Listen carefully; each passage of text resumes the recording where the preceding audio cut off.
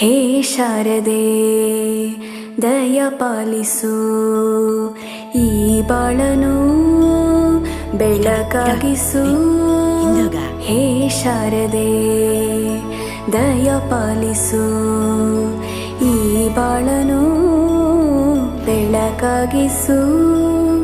ನಾಳೆಗಳ ದಾರಿಯಲ್ಲಿ ನಂಬಿಕೆಯ ನೆಲೆಯಾಗಿರಿಸು, ಮುನ್ನಡೆಸು. ಕೈ ಹಿಡಿದು ನಾವಾಡೋ ಪದ ಪದದಲ್ಲೂ ಸಂಚರಿಸು.